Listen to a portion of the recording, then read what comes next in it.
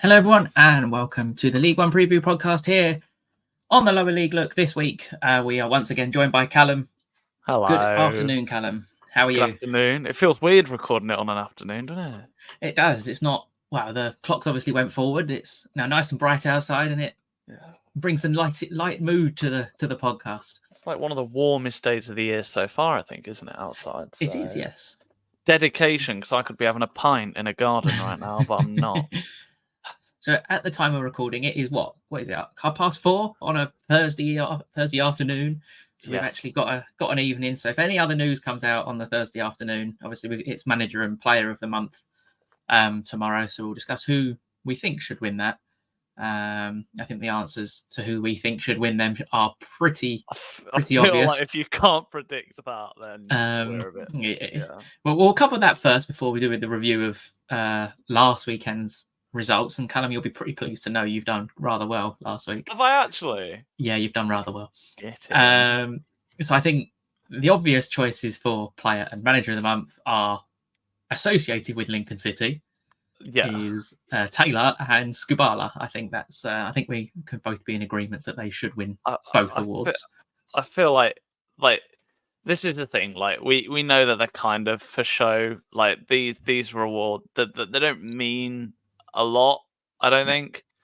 But I feel like it's obvious, isn't it? Like it's that weird thing that obviously with a Portsmouth or whatever, like when they're working at that level, you kind of like when they go on a good run, you don't really expect. Well, you expect it, but it doesn't really. I don't know. It's hard to describe. It doesn't stand out as much. Mm-hmm. But the run that Lincoln have been on, like genuinely, is just like insane. Yeah. So that's why I feel like they both stand out, really. Yeah, Also, and Taylor's. How many goals has Taylor got now? He's on 10, isn't he? I think already. Taylor is already Lincoln's top goal scorer. And I think he's already got 10. I'm not sure off the top of my head. I'll get it. Let me get it up. Like the way he's come from, obviously, he was at Luton. I think he played in their playoff final last year at Wembley, and I think he was the one that went through and missed a really good chance. He obviously did exceptionally well at Colchester, and without him, they'd probably be relegated, to be honest, already. He's on 9 goals for the season, and that's which is already 2 more than Rico Hackett, who is our second top goal scorer.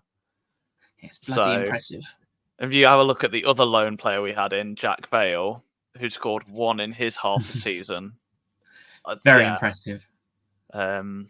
Makes you think that where you could be if you had, let's say, you had him. Oh, I know it's easy to say in the grand scheme of things, but if you actually had a prolific striker all season, who knows where Lincoln could have been? Or Joe Taylor, 6 goals and a back heel assist is what's listed as what he's done over the last month. And when you look at the other 3 nominees, Ebu Adams, a defensive midfielder, which I suppose is hard to rack up the same amount of goals, but 2 goals and an assist, which is all right. Alfie May, I mean, again, he's kind of operated at that level, so for him to have a standout month, I feel like it's difficult. And Sam Smith, okay, scored in 4 straight matches, but again, like none of them are anywhere near the level of Joe Taylor, so I feel like it should be an obvious one. But then you could say that about manager, couldn't you? But you'd imagine that they'd probably go to Messinio or Warne or some crap like that. If the only other option I would personally give it to is Caldwell at Exeter. Obviously, Exeter have been He's not even nominated. He wasn't even nominated. No, so the nominees were Nathan Jones. I suppose they're on a good run. It's fair, but he's drawn a lot. John Messinio, meh. Fair. Which, I mean, it's exactly the same points tally as Lincoln, so you could kind of see if it went that way. But again, Portsmouth have been operating at that level for the whole season. It's not exactly a standout month. And then Paul Warne as well, won 5 out of 6. So, I mean, I'm just looking back. Exeter have only been good this month. Yeah, there are reasons for all 4. But it's the turnaround Yeah. at Lincoln. That and it's kind of like, okay, he didn't get it in February. Surely he's got to get it in. Surely Skabala's got to get it In in March. in March. But then again, how many times has the team in 7th won both manager and player of the month in EFL history? Yeah. I think it's a long. Very rare. So, Very, very rare. Any club that is not first or second, unless you've won all 5 of your games, and it's completely obvious. yeah. It's rare, isn't it? But no, that's my take. It should be a Lincoln double when you look at. Yeah. I mean, obviously, you don't consider that Reading points drop because that was in April, wasn't it? So, Yeah. it's got to me, it's obvious, but I would agree. The only other argument is obviously defensive midfielders are, like you say, a lot harder to judge, and they tend not to win because it's all about football. Seems to be only about goals instead of the bigger. It's like that Ballon d'Or debate, isn't it? Yeah, it only ever goes to attackers. Yeah. We've gone for the Lincoln double on that. In terms of last week, as we obviously missed the midweek fixtures in terms of predictions, but Callum, you did quite well last week. I thought I had a shocker, like going off what I thought I predicted, obviously after the fact. I thought I'd had a shocker, but there was 7 games where either one of us scored points out of the 12, but you managed to get 3 correct scores. Oh. So you got a Bristol Rovers 0, Bolton 2 correct. You also got Northampton 2, Carlisle 0 correct. And you got Wigan 0, Port Vale 0 as your 3 correct results. And you also got the outcome correct in Portsmouth, Shrewsbury, Exeter, Stevenage, and Burton, Oxford, which gave you a total of 12 points for the match week. Me, on the other hand, it's possibly the worst week I've had. I got no correct scores. I got 6 outcomes correct. So you beat me by 6 points this week, which leaves it on a total. You're still far ahead. Go on. So we've got 3, I think, predictions left. We've got this week, next week, and the week after. Yep. So you have 49 points, and I've got 50. Do you know what? I'll take that, considering how shocking my start was. I'll take that. It is going to be a race to the finish. So the vibes approach that I very much unlike the Formula One, there is going to be a sort of a tight finish in this one, unlike certain sports where one person just wins absolutely everything. This is like the MotoGP of predictions, as opposed to Formula One. This is the Formula 2 championship. Yes. Crossover between my 2 favourite sports. Who predicted this? So obviously we had some midweek fixtures. It wasn't a full roster, but we had Blackpool beating Fleetwood 1-0, which was a pretty vital 3 points for Blackpool in the grand scheme of things. They sit now obviously I wrote them off, I'm pretty sure, last week. They now just sit 3 points off Oxford United and 1 point off Lincoln City in their host for the playoffs, with 2 wins, 2 1-0 victories in a row, and 3 clean sheets in a row now for Blackpool. For Fleetwood, their little revival, shall we say, has hit a standstill. They're 6 points now from safety with 4 games left to go. So I think it's safe to say that Fleetwood Town are now gone. Been nice knowing you. Bye-bye. Been nice knowing you, Fleetwood. The one big talking point, obviously, from this week is Bristol Rovers lost again. They lost 2-0 to Reading. So Matt Taylor has come under increasing pressure from the Bristol Rovers fans with no wins in 9. His record is 9 wins, 4 draws, and 15 losses, which gives him 1.1 points per game as manager. They've got 2 wins in their last 10, no wins in their last 7, and no goals in their last 7. But you'll never guess who their last victory was against. Was it? It definitely wasn't Lincoln. Was it Leyton Orient? Yeah, they beat us 1-0 through an offside Chris Martin header. Weirdly, it always seems to be your team that those stats go against, doesn't it? The last game, it's always, I know what you mean. The last game Burton Albion won was against Leyton Orient. So we are literally a charity of a football club. That's what we are. We are helping the shit, quite frankly. Good. Good. So It what do you feels think kind, doesn't it? on Matt Taylor? Do you think obviously January's obviously, as we know, is a very tricky time to do your business, especially when they probably need an overhaul of their squad. They're sitting in 16th. There's no danger of them going down. And to be honest, it's probably, is it just they need to rebuild in the summer and they give him, but how long do they give him next season? Obviously, he's not.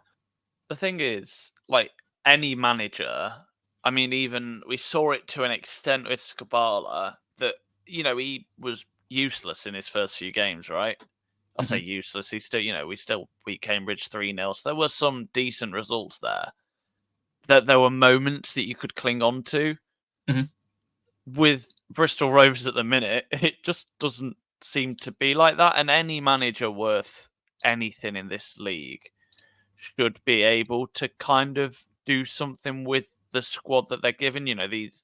These squads, with probably the exception of Carlisle, are all built to League One standard, and in the hands of a manager that's good, should survive. You'd argue even Fleetwood and Cheltenham. We've seen with Cheltenham. You'd have said, at the start of the season, that team's crap, but in the hands of a better manager, it's done all right.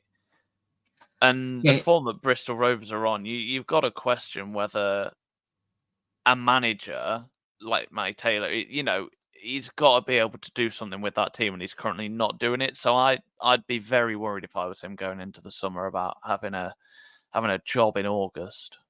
yeah, because it's a difficult one, isn't it? Because obviously there's no danger of them going down, so they could lose their remaining 4 or 5 games.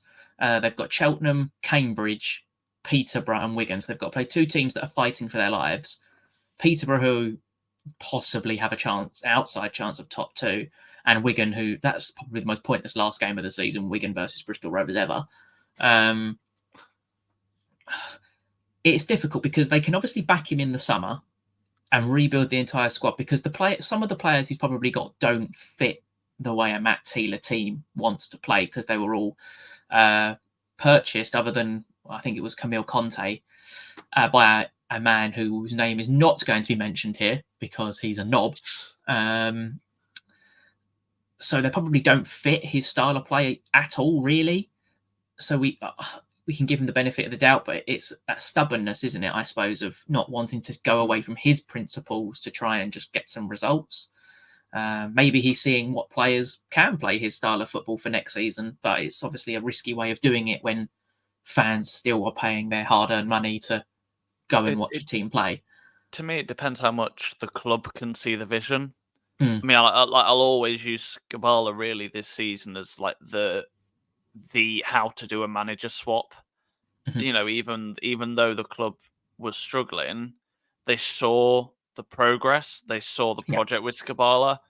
And I'm not saying Bristol Rovers can't see that. It's just, do they see that progress? Do they see that a Matt Taylor team can grow in that fashion, or do they just say, new manager, rebuild? It depends where the club want to go. A lot of the teams, they'll always say, we'll go for promotion, but Bristol Rovers will always be a League One-ish side. You've got to think realistically here. Like a Shrewsbury each year will be happy with League One football.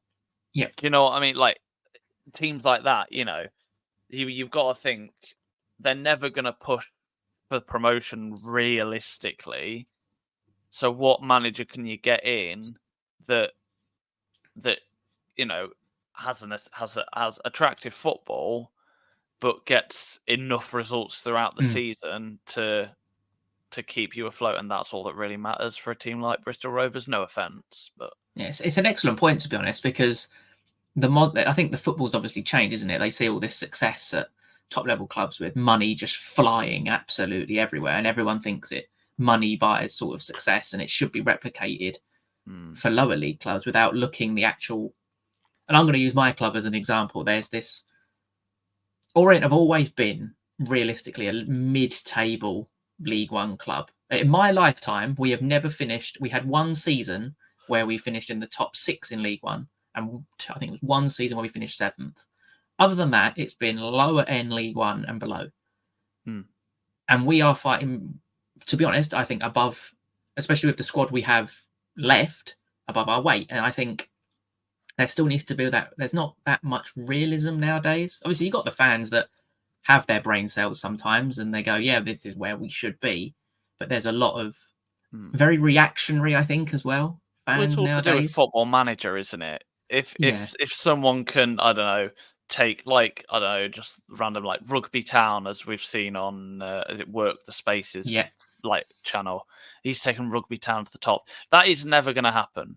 No. Like, not in a million years will we see a story like that ever. Yeah. You'll very rarely see, you know, the Luton Towns of this world are very rare, and you've kind of got to accept that your team is very unlikely to be that one. Yeah. If that makes sense. So, Yeah. but you know, to bring it back to Bristol Rovers, it's, you know, do they go for the manager swap in the summer? It depends what the club see. Do the club Yeah. see an attractive style of football that will get them enough results throughout the season? If they do, he's got to pick up some results before the end of the season. You can't go into the summer with this run of form and expect a managerial board, which are known to be reactionary at the best of times, to not pull the plug. Yeah. I It's an excellent point, because obviously, even if they change the squad, there is still that losing culture at the club, isn't there? You want to go into next season, obviously trying 100%. new things, but still having that little bit of momentum sort of behind you. It's like going into the playoffs. You want to be that team that sneaks in at the final day, winning 3 or 4 in a row and going in there full of confidence. You don't want to be, as we'll get onto later, a Barnsley at the moment, for example. I don't think With anyone no wants to be real. Barnsley anyway. I'm sure one person on the review podcast would disagree with you there. That's Jamie. So yeah. So moving away from Matt Taylor, we obviously had Charlton 2, Wigan 2, another draw for Nathan Jones, who's still unbeaten as manager. And he's, to be honest, he's probably starting to try different things. I've noticed some of the low knees are now starting to come out his squad as he starts to prepare for next season. Cheltenham fell to defeat to Carlisle. that's a really damaging result. Bad, big time bad for Cheltenham. A win that would have taken them out of the drop zone, right? 100%, yeah. And they'd have still had that game in hand. Carlisle, for some unknown reason, are now in their best form of the season with 2 wins in 5. But they are relegated after last weekend. Look at the last 6, defeat. They're above like Wigan. They're above Stevenage in the form table for the last 6 games. Oh, dear me. So for Cheltenham, they've still, for them, got that game in hand. But I watched them last week, and I didn't think they were as bad as I didn't think they'd be as bad as they were. They could have had 4 or 5. They got into positions, they missed open goals. Like, our goalkeeper dropped the ball in front of their player, and he missed from like 2 yards out. With Cheltenham, they've got to rely on the story not to see them over the line. Yeah. We've kind of hyped up, you know, all the media has done, what an incredible story it'd be to see this team survive. But you've kind of got to realise that the world doesn't work in that kind of way, does it? It doesn't, only because surviving would be a nice thing to do, doesn't mean that it's going to happen. No. If that makes no. So unfortunately for them, they've got a big game obviously this weekend against Bristol Rovers, funnily enough. That is the type of game you want if you're Cheltenham, doesn't it?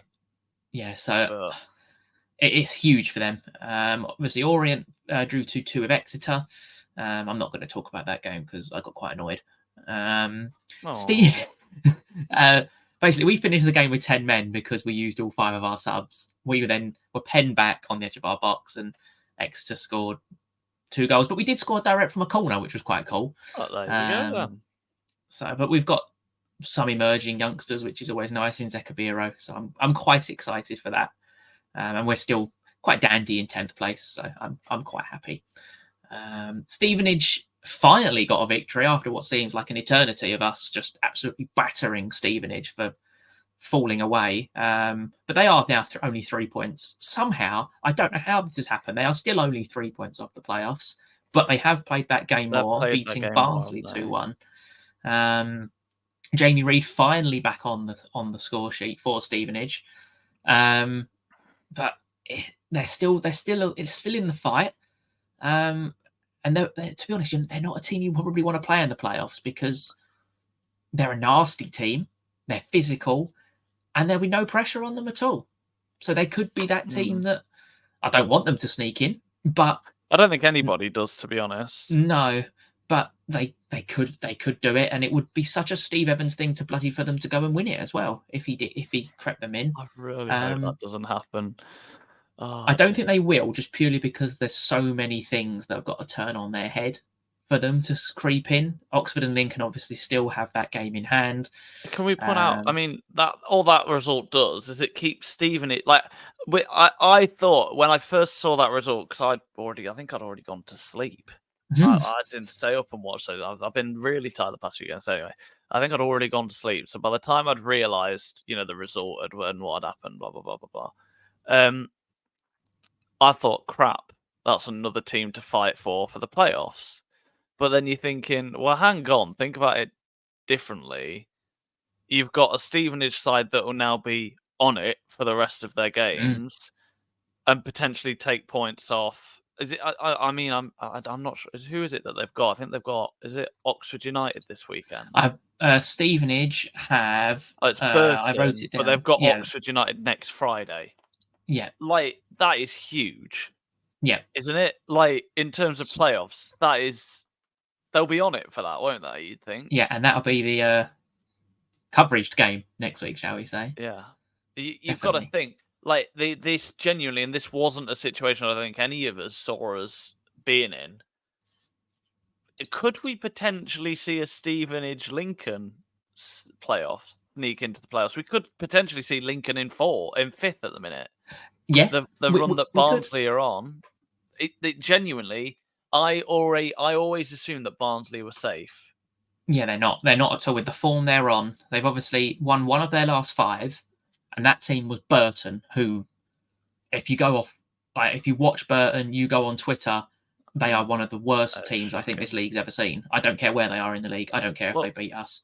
Think about it in terms of like what's the maximum points a team needs. So Blackpool have only got 9 points left to play with, so the maximum they can get to is 76. Yeah. The maximum Lincoln can get to with their 4 games left is 80 points. Yeah. So Barnsley need 2 wins from 4 games. And they have got Reading. That's not easy. It's not an easy game, as we found out. Yeah, you've got to assume with Pompey they'd lose. Especially at Portsmouth. It's going to be a difficult game. They'll be flying high, won't they? Imagine under the lights. They've already won the league, or that could be the game they wrap up the league. So. Yeah. Blackpool away won't be easy because we know Blackpool's home form is one of the best in the league. Yeah. And then Northampton at home on the final day. And Northampton aren't a pushover. We all remember what happened to Northampton on the final day 2 years ago in League Two when was it Bristol Rovers went and scored like 7 or 8 and Northampton didn't go up because their goal difference was 1 worse. That was some final day. With Barnsley's running, the only win I'd definitely give them is Northampton Town. That's the only win I'd give them. But I can only see it I can see them picking up 3 points. So in terms of Lincoln, anything they get on top of that is a bonus. Lincoln, you've got Wigan, Oxford, Cheltenham, Pompey. So Pompey have quite a big factor to play in this. I'll back Lincoln this weekend. I think I think they'll get that. So that brings them only 3 points off Barnsley. And I'd back them against Cheltenham. I know Cheltenham have got a lot to fight for, but I would back Lincoln against Cheltenham. That takes them on to level points with Oxford, or with Barnsley. Sorry, and with Barnsley's goal difference as well. I can't remember off the top of my head what it is. 20. But Lincoln have got a better goal difference as well. So if Lincoln win 2 games and Barnsley don't win either of the next 2. It's the stats are finally, I think, catching up with Barnsley, aren't they? Because we've said all season they're overperforming. Yeah. They're overperforming. And individual quality can only bail you out so many times. But their start may have just been too good and just to keep them in that playoffs. But football has a funny way of making stories happen. Yeah. And if Barnsley missed out on the playoffs, then it'd be hilarious. It would be quite funny. We could take the piss out of Seb, and their manager should be sacked. I think that's the season review would be a laugh if that was to happen. I mean, we'll like quickly because we'll go to a break and then we'll do the rest of the we'll do the in-depth games after and go through the rest of the games this weekend. But I watched a fan vlog, and I don't normally watch fan vlogs really. They're not my thing at all really. But I watched one after Lincoln beat them, and just I mean I get that was an exceptional result, but the atmosphere at that stadium, the atmosphere of the fans, the reaction of everyone was truly shocking for a team that is in the playoffs. Like it shocked me really. So I don't know. I don't think the fans are really helping themselves personally, but that's just my help themselves opinion, nowadays, really. True, yeah, true. So yeah, based on expected points, Barnsley would be 9th, and the playoffs would be Derby, Bolton, Stevenage, and Blackpool if we went off expected points.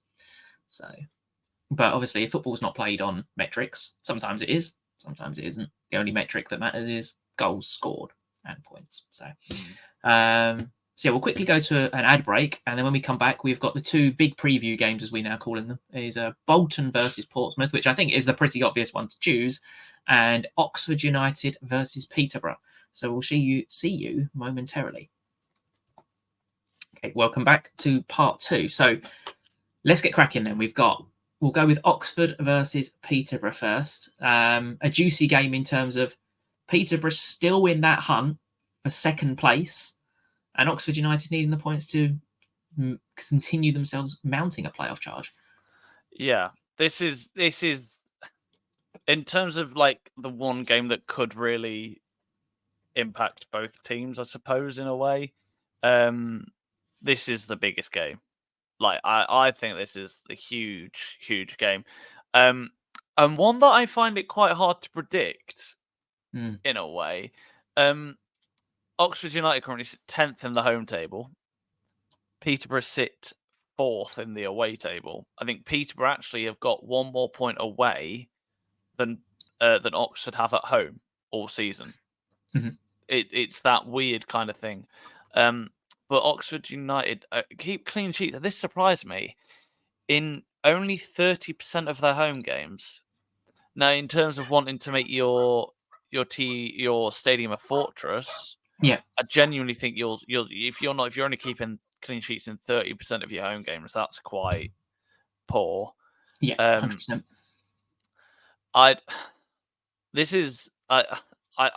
It's really difficult to call. Oxford, this is the last game they've got against a team above them. I put in brackets for now. Lincoln could go ahead of them, and obviously they've still got to play them. But they've only won 2 of their games against teams above them. Those being both Barnsley away and Derby away. And this is quite funny. The last time they won 2 in a row, other than obviously the last 2 games, was the 1st and 13th of January this year. Yeah, it's not really a run that's impressive, is it? No. Lots of draws in their runs as well. Similarly, a stat that's quite impressive and probably means nothing is that Peterborough haven't drawn since the 27th of January. That's not a stat that overly surprises me, I can't lie. It doesn't surprise you, does it? Because they're either incredible or incredibly shit. Yes. And the fact that they haven't drawn since the 27th of January is quite impressive. But they score in 90% of their away games. So either way, I'd put a bet on Peterborough to score here. But they also concede in 75% of their away games, which is So we're expecting goals. Yeah. But it was 3-0 in the reverse fixture to Peterborough, I believe. And out of the teams from 5th to 10th, that kind of playoff chase impact, the only defeat that Peterborough have had all season was Blackpool at home. So but I feel like we're at the, as much as we love our stats, I feel like we're at the point of the season where they just don't matter. No. It purely now. just is. It is all on the atmosphere in the team and just the vibes. And I know that sounds really bad for a podcast, but it is purely just about the vibes you get at this point. And it's all about who can handle the pressure as well, isn't it? Obviously, Yeah. Peterborough have just come back off a tremendous and entertaining last 5-minute win at Wembley. So they're going to have all this momentum, obviously, now behind them. Oxford with bloody 2 impressive 4-0 victories. Yes, I know they're against Fleetwood and I believe it was Burton, 2 of the worst teams in the division. But you can only beat what's in front of you. And I just think with Peterborough, they've got an outside chance of the top 2. Oxford have been incredibly inconsistent under Buckingham. And like you said, their home form is not one of the best in the league. You would expect Posh to have too much firepower for them. It's actually quite a tricky game to call. I have gone for a Posh win. Okay. I'll do the same, yeah. I've gone for 3-1 to Peterborough. Okay. I haven't got this stat up. Let me get my stat website up. Soccerstats.com. I know we say this every week. You need to email them and ask them, will they sponsor us? We'd love a little partnership here. But I'm interested to see what the scoreline is against those teams above them. Sorry, against Oxford. For some reason I've searched Peterborough. But I'm very interested for those teams above them. Oxford have lost 1-0, 3-0, 5-0. Yeah, I don't think they'll score. I don't think they'll score. I think they'll get a penalty. I think it'll be a 2-0. I think it'll be a 2-0 Peterborough. If we're going off the last 3 weeks' results, we're going to go with your result over mine. Yeah, but I mean, this means that Oxford will win, clearly. But I'll go with 2-0. 2-0. Okie dokie. I think. Yeah, I've gone for 3-1. I just think for Peterborough, they've obviously got them 2 games in hand, and let's say, because I personally think Portsmouth are going to beat Bolton. I'm going to put that out there now. I think Portsmouth will beat Bolton. So it leaves Bolton on 81. Derby have Orient, and Derby will beat us. So Derby will be on 86. Peterborough will be on 80. Peterborough have 2 games in hand on Derby, and they'll be 6 points off with a better goal difference. Peterborough's game in hand are Fleetwood at home. They're going to ruin them. And Cheltenham away. Their last game of the season is at home to Bolton. So we could theoretically go into the final day with Peterborough in 3rd, Bolton in 4th, and a battle of who wants to play this 6th place team. And let's say, I think Derby have got quite an easy run to the end of the season. They've got Orient, Cambridge, and Carlisle.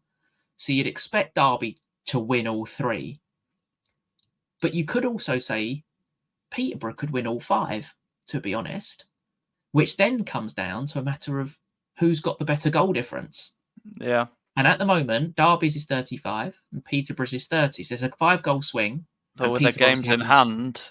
Yeah, and there's nothing to say that Peterborough won't go and score 4 against Fleetwood and then another 4 against Cheltenham. The league's top scorers, for crying out loud, with 80. One of the mid-table defence conceding 50, but as we know, they can just score goals for fun. It's going to be tight. But then that relies on Peterborough being the Peterborough we know. Yes, and not the Peterborough can happen. And not the other Peterborough we know, if that makes sense. It completely depends. The playoff semi-final, Peterborough. Yeah. So we've both gone for Peterborough wins, and who knows? Football has like I've said before, football has a funny way of things happening, as we all know. Think like we've had the Aguero moment, we've had the Bristol Rovers and Northampton moment a couple of years ago. Things just happen in football.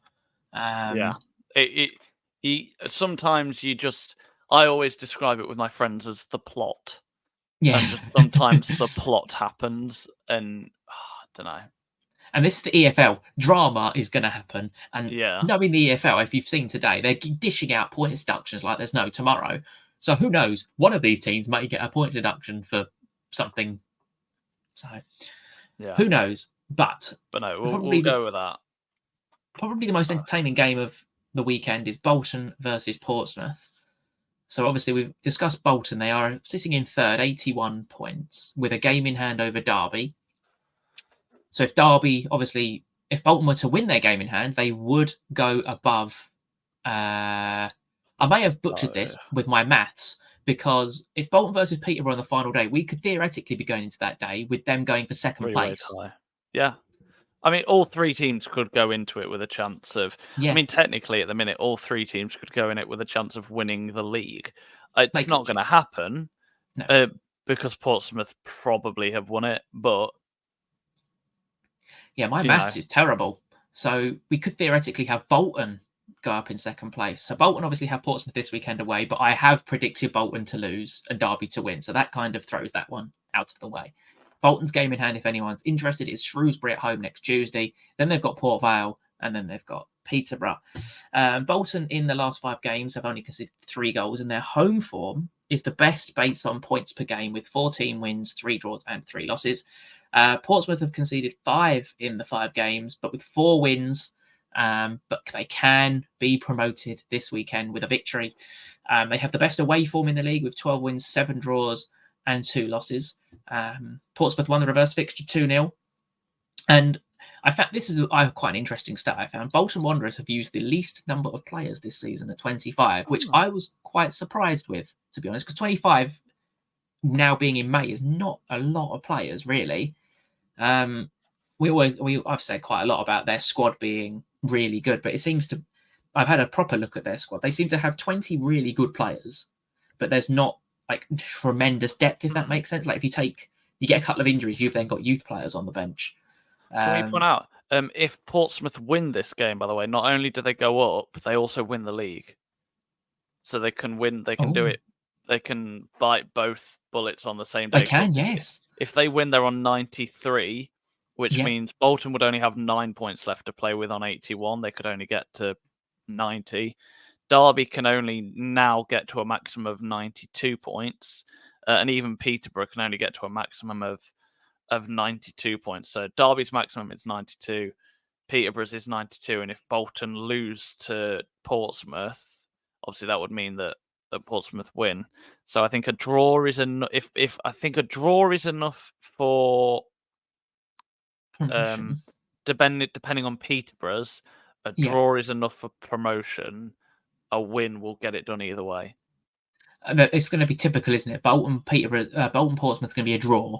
Portsmouth are going to wait to do it in front of their own fans. Do you know what? The thing is, I would do that personally. I would do that just because it's nicer, but like you don't really want to be celebrating your promotion at a rival team's ground. Like you want to be doing it unless it's their main rivals in playing. Unless it's like Plymouth or Southampton, I get that, but. No. I think this game, so you've arguably got 3 of the best attackers in the league playing in this game as well. You've got Aaron Collins, you've got Coley Bishop, you've got Dion Charles. But I think the game will be won and lost in the midfield areas. Obviously, they play completely contrasting systems and completely contrasting ways. Bolton is predominantly, let's get the ball out wide to our wing backs and get balls in the box. Portsmouth is a little bit different and they're a bit more expansive. And I've got it'll be the battle of the midfield. You've obviously got Marlon Pack and Lee Evans holding in the double pivot for Pompey. And you've got Sheehan, Magoma / Morley, and Thomason for Bolton Wanderers. So whoever gets control of that midfield, I think will win the game. I've said Portsmouth will beat Bolton. And I still think that will happen just purely because I think Portsmouth have been so good all season. And we've predicted them to be Pompey bottlers all season long, and they've not done it. I don't want to predict because my brother, for a bit of context, is a Portsmouth fan, and I don't ever want to wish positive not on him, all the best to him, but on the team he supports. I do not want to wish him well because all I will hear as a Lincoln City fan is all I've had all season is look how many points there are between us. This, that, and the other. I'm like, yes, because your club is actively a much bigger team. It'll be a 2-1 Portsmouth. They'll do what they've always done all season. This will be. I hate to say it'll be very similar to how we've always said at home they'll probably smash the teams, which they normally have done, and away they're very controlled. Yeah, and I can see that happening again. Yeah, it's how they get promoted, isn't it? Obviously, you win your home games, which they've done. They've won 14 at home, only lost the 2, and then away again they've only lost the 2, but they're just picking up solid points, 7 draws, 12 wins. They've just been super, and to be honest, they're worthy champions. And I have a question: do you think they'll get 100 points with 4 games to go? They need 10. So they basically need to win 3 and draw 1 to get it. Well, I've always said that Lincoln will beat them on the final day of the season. I could think they'll be in party mode. I think they'll be I think they'll be in party mode. 2, they're not the club. Lincoln have basically said you can't take any fans. Like Lincoln have basically said you can only have, which they're within their right. They're only allowed 1,000 fans instead of like the normal, instead of the whole Stacey West, which we'd normally give them. They're only allowed like half that stand because we're filling the rest with Lincoln City fans. So I can see Lincoln winning on the final day of the season against them. So with that hope / assumption, I don't think they'll do it. Okay. But that's purely a fan-based, biased argument. Just wishing your brothers. Thankfully, all my family are Orient fans, so I have no problems with any fan bases that I need to wish. Well, the sister's a Man City fan apparently because Grealish has got a nice haircut. Genuinely is probably the reason. The dad's a Leicester City fan. Mum's a born and bred Man United fan. Brother, for somehow, used to be a Chelsea fan, then a Man United fan, now a Portsmouth fan. And I've always been a United, and then since I moved to Lincoln, a Lincoln City fan. So too many teams to keep. That's a lot of teams in. I hate it. I bet your Christmas dinners are fun. How's your football team doing? Wow, hellish, hellish. Right, shall we do quick fire for the rest of them? Yeah, so we've got Barnsley versus Reading. Obviously, we've discussed Barnsley not completely falling away, but 1 win in 5. The pressure is now on them to just win a game of football and secure that playoff place, because what you don't want to be doing is being that team with no momentum going into the playoffs, playing Reading, who 3 wins in their last 5. To be fair, that looks like a draw, I believe. A win mathematically keeps them up. This is a 1-1. I think 1-1. Part of me wants to believe that Reading will have learnt from last week, like against Lincoln, and know how to get the job done against a side fighting for playoffs. But I can, obviously they're away, so I can see them learning the mistakes, but having new ones to learn. So I'll go with 1-1. 1-1, okay. I have also gone for 1-1. Barnsley's home form is crap. I don't know if you've seen it. They're like 12th in terms of home form with 9 wins, 5 draws, and 7 losses, and 1 win in their last 5 at home. But Reading's away form is the worst in the league. Well, that's not fair, because so the page I use, FootMob, so they've got 11 points away from home, but they've got 4 wins and 5 draws. So I don't know how that equals 11. Have they just chucked all the? I think they've taken all the points deductions. They must have put all the points deductions in away games. So they've got 12-17. Oh, that's still the 20th worst away form. So it's the battle of the crap home form and the crap away form. But they have won 3 of their last 5 away. So we'll have to wait and see. That's what FootMob says. So if it's wrong, don't come at me, please. Blame FootMob. So Cambridge versus Charlton. Obviously, Charlton remain unbeaten under Nathan Jones. Cambridge lost out to Blackpool last time out, but did come back off back-to-back victories, which is near enough, I would say, secured their place in League One for another season. 5 points clear. Still got that game in hand. But Charlton, under Nathan Jones, ruthless ruthless, I shall say, and they're pretty much building for next season. And I've gone for 3-1 to Charlton. This is the battle of the would-be pants shitters for relegation. I think obviously they're both. I think they're both safe now. Yeah. I think draw specialists will return. We'll go with 2-2. I think 2-2. Okay. I can see Yeah, they've both drawn teams 18 now games. starting to play with a bit more not openness, but a bit more freedom. Now they both know they're relatively safe. You can kind of just imagine these teams kind of playing for the fun of it rather than playing for the tactics of it. So we've then got relegated Carlisle, who are in the best form of their season so far, with 2 wins in their last 5. They're playing Blackpool, who are still in that hunt for the playoff places, but as we have mentioned, have the 12th best away form of 6 wins, 4 draws, 11 losses, and just the 19 goals away from home. So this doesn't really. I mean, you can kind of still consider Blackpool in the playoffs. I mean, you kind of have to, don't you? With them being 8th. I can see it also. This has the potential to be a shock. Mm-hmm. But I can see Blackpool getting the result 2-0. 2-0. I don't think it'll be easy for them. I don't think it'll be fun. But yeah, I can see them getting the job done. Yeah, I've gone for 2-1 Blackpool. I've gone for one of Carlisle's centre halves to score because you had John Mellish, who got a hat trick a couple of weeks ago, and Sam Levill scored last week. So their centre halves are literally scoring all their goals. So they'll score a set piece. And then we've got 2 teams we've discussed: is Cheltenham Town versus Bristol Rovers. Yeah, so that is one of them, isn't it? Well, do you know what? I'm on the Cheltenham Town bus. We'll go with good 1-0.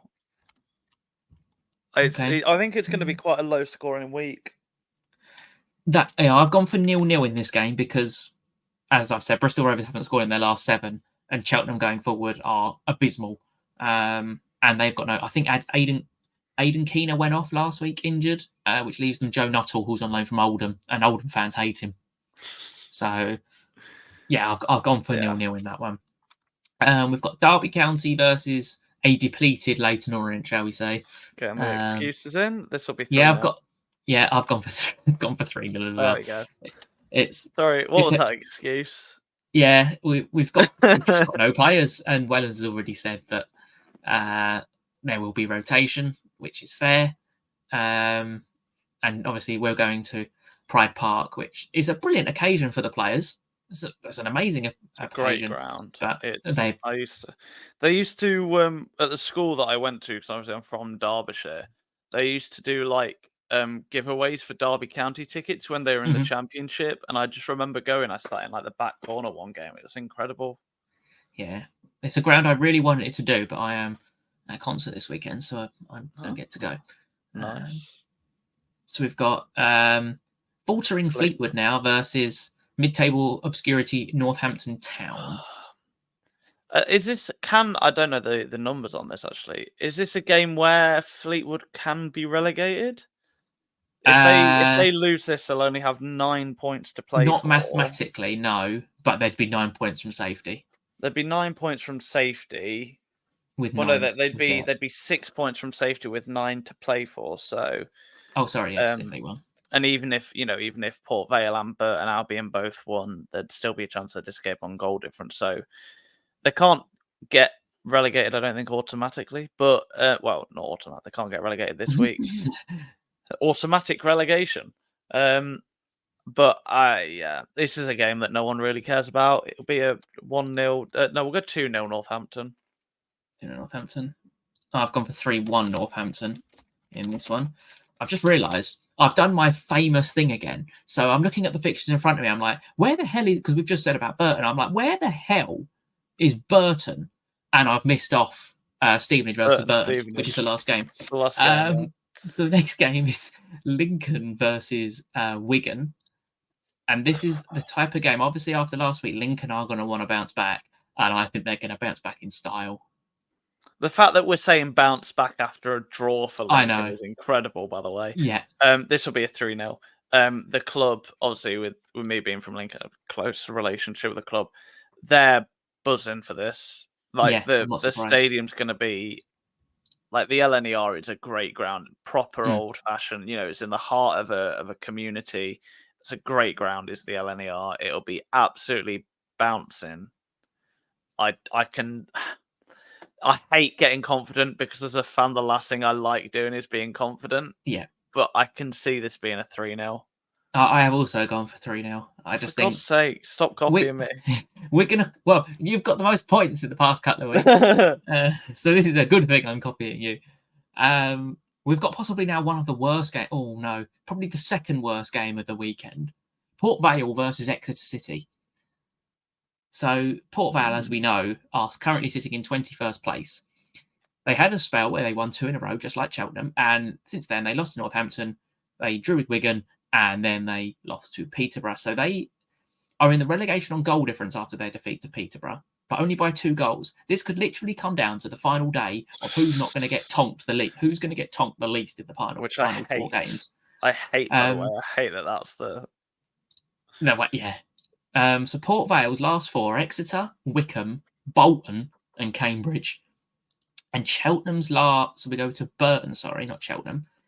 Burton's last load of fixtures are Stevenage away, Cheltenham at home, Reading at home, Fleetwood away. So they've probably got the easier run, but the way they've been playing, oh my God, like I said, their last win was on the 17th of February against Orient. Exeter are in the form of their lives, to be honest. Gary Caldwell. Yeah. Gary Caldwell's completely turned them around. I've only gone for 1-0 to Exeter. 2-0. Gary Caldwell's completely turned them around. And considering Exeter, I was calling... You know how we talk about yo-yo clubs? Yeah. These feel like Exeter at the minute just feels like a yo-yo team. They can't have average form. Like, they have just not been stable at all. It feels like 1 week we're talking about them being the best team ever, like we are at the minute. And then just other times we're just saying, why are they so crap? Yeah. So... It's a weird one, isn't it? Because obviously a fan-owned club as well. It's good to see Exeter into it because I don't know if you've ever been to Exeter. It's quite a nice feel around the club when you go there. So yeah, good. I'm quite happy to see Exeter not going down. To be honest, it's not a place I'd go back to very quickly just because of the distance. But yeah, it's a bloody trek, isn't it? Yeah. If they if that type of club was in like more central, be grand. Thank you. Just why'd you have to be so far away? So the next game, this is the most boring game of the weekend. Shrewsbury Town versus Wycombe. I have nothing more to say on this game because do we have to predict this one? 0-0. 1-1. 1-1. I just think different. Shrewsbury, even though they still are the lowest scorers in the league at 31, Paulhurst has changed a little bit, and their performances are better. They're pretty much safe, 6 points clear. But they are going to need to add a lot of attacking quality and just a bit more oomph to them. I'm going to use the word oomph to them next year. And then the final game is Steve Evans Stevenage versus Burton Albion. And there was an article this week about Martin Patterson. Yeah. And there's a lot of Burton fans just calling for him just to leave the club right now for the final 4 games to give them a better chance of staying up. Have a caretaker manager. Yeah. Like no new manager. Just let the players figure it out. Yeah. They're one of the worst styles of play I think I've ever seen from a team. They don't try to do progression or anything. It's just give the ball to the centre half, launch it forward, hope somebody gets a knockdown. And I can see Stevenage. It's kind of the way Stevenage played, to be honest. But Stevenage are better at picking up second balls. They've got a better manager, and they can actually score goals. So the styles of play aren't overly different, but Stevenage are just a lot better at it, and a lot better coached as well, and have more. To be fair to them, they do have that little bit of extra quality. So I think it'll be a pretty professional performance from Stevenage to win 2-0. I'll go 3-0 Stevenage. But I also, and I know this sounds really weird considering everything we've said about Burton and how shockingly bad they are, would not surprise me if they won this.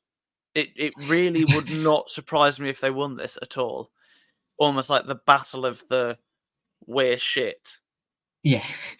We're shitter than you, so we're going to beat this. We're going to win this game, kind of thing. The most interesting thing that could happen this weekend is Cheltenham beat Bristol Rovers to give them 41. Port Vale beat Exeter. Burton also win, so they get 43. Port Vale have 43. Cheltenham will have 41, and then Cambridge and Shrewsbury both to lose. That would make everything a lot better. I would really appreciate that. But I just can't. I can't see all three of them winning. No. I mean, if all three of them win, quite frankly, Jesus has learned to walk on water again. But... I don't know. Yeah, so... Well, yeah, I'll leave it on that. That for all the shit I've given Burton, would not surprise me if they beat Stevenage. It just wouldn't. Both teams are in horrifically bad form, so it might be just a lucky fluke that wins it. But and on that positive note for Burton, I think we will call it. Words not muttered for ages, by the way. I can't think of any positivity in the Burton fan base for a long time. We'll call it quits on this preview show for this week. So obviously we've only got 3 left before I think we're going to cover the playoffs. We've got to discuss the way that we're going to do that, but I would suspect all 4 of us would do a preview of the playoff games, and then there'll be a big finale for the season review. So do get your questions in, and make sure you follow us on X at League One Look. Make sure you let us know your views and your questions for next week. Make sure to catch the review show with Jamie and Seb on Monday. But have a good weekend, and we'll see you next week.